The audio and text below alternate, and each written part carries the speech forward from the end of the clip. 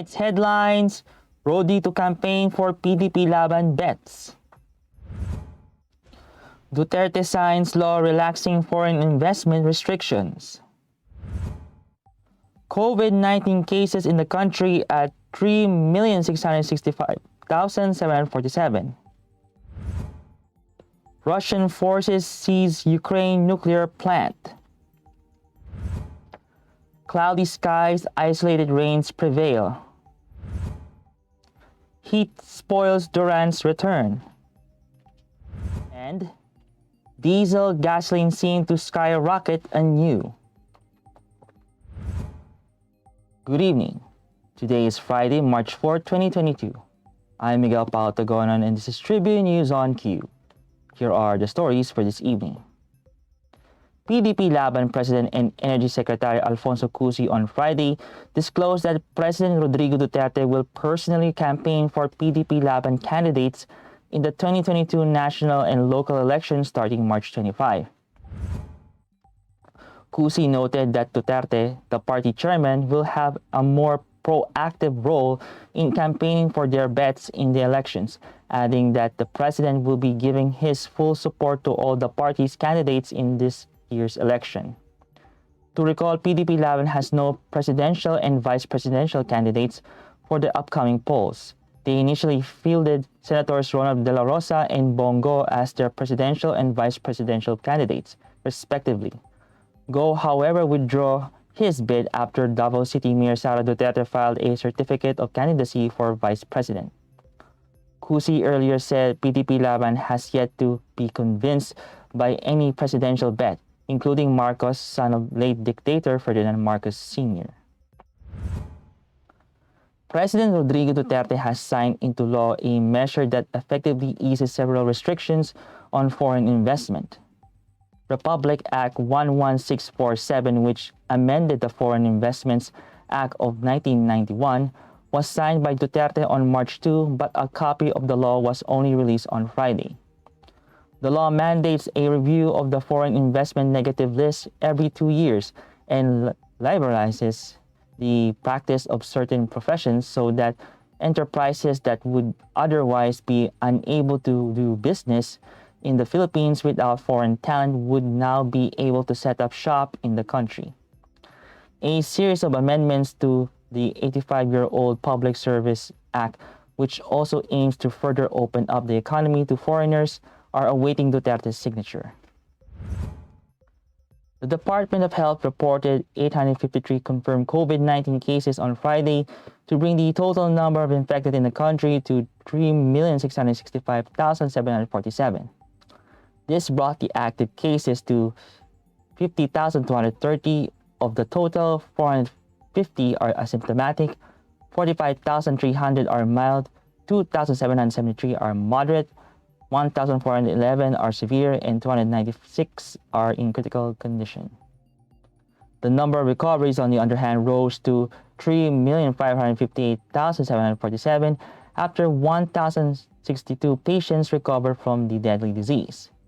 The death toll is now at 56,770 with 232 fatalities recorded. Meanwhile, the country's COVID-19 positivity rate was at 4.3%, which is within than the World Health Organization's requirement target of less than 5% positivity rate. Tribune News on Cue will be back after these reminders.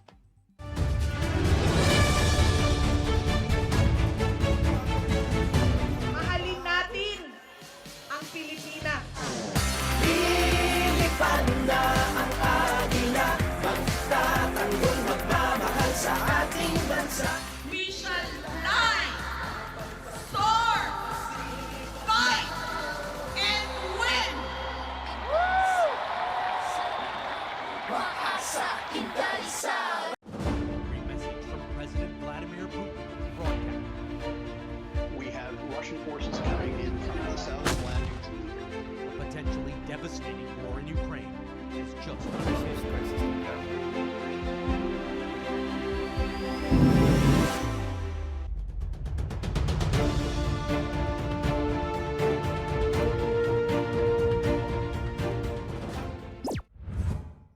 In other news, Russian forces seized control of Europe's largest nuclear power plant on Friday after a battle with Ukrainian troops that caused a fire and fears of catastrophic accident.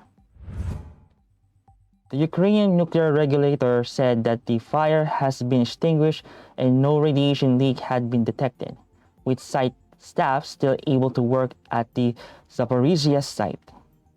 Earlier, fighting had erupted between Russian invasion forces pushing towards the city of Zaporizhia and Ukrainian defenders, causing a blaze at the plant and global alarm. The power station is located in southern Ukraine on the Dnipro River and produces a fifth of Ukraine's electricity. State Weather Bureau Pag-asa announced that easter lights will be affecting southern Luzon, Visayas, and Mindanao.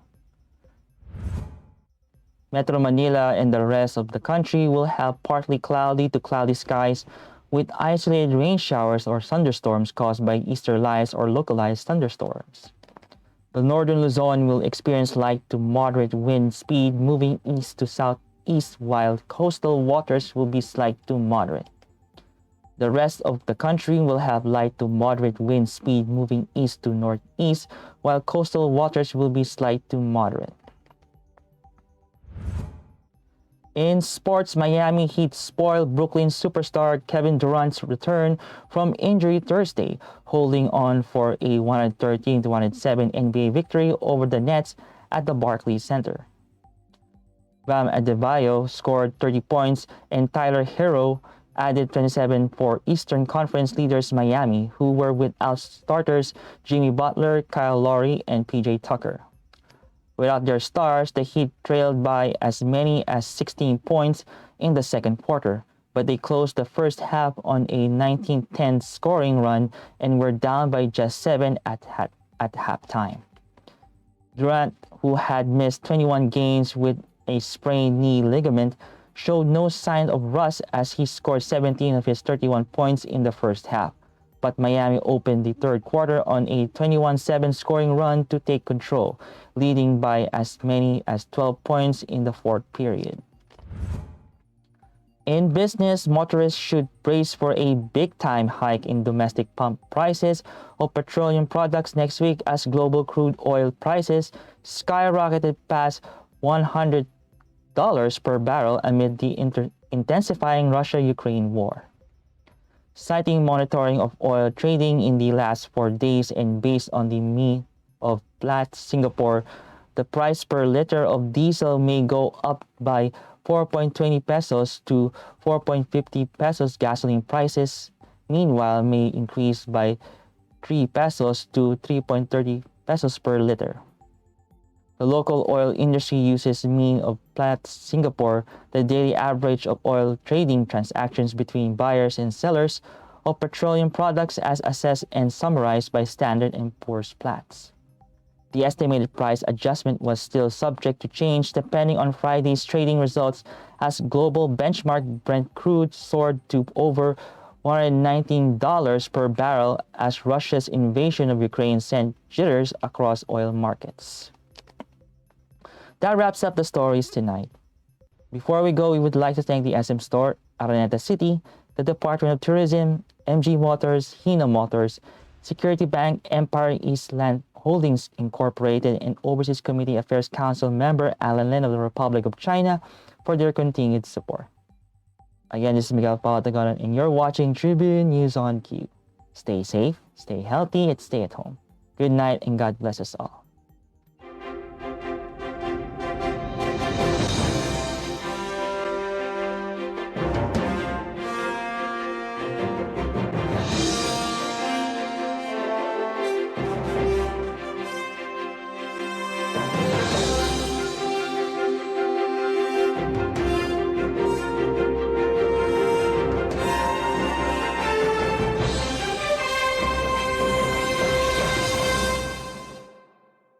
Public Service Advisory is brought to you by Daily Tribune and 100.3 RJFM.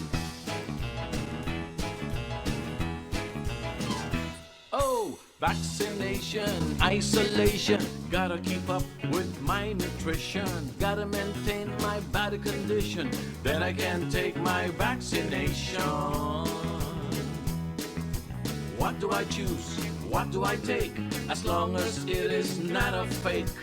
AstraZeneca, Moderna, BioNTech, even Sinovac, okay na.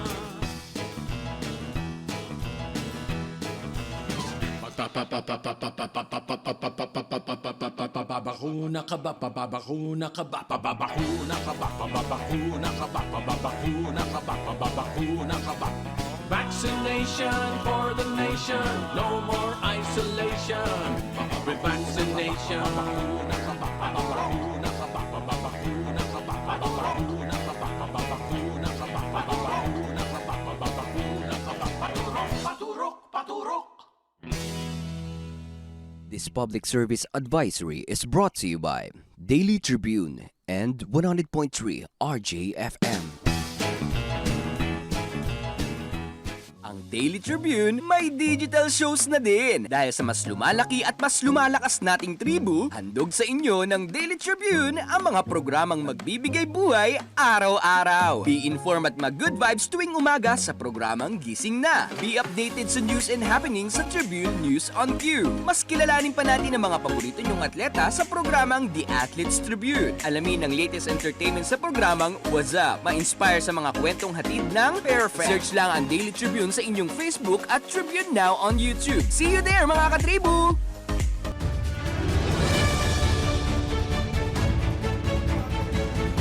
Mahalin natin ang Pilipinas. Lilipad na ang agila, magtatanggol, magmamahal sa ating bansa. We shall fly, soar, fight, and win!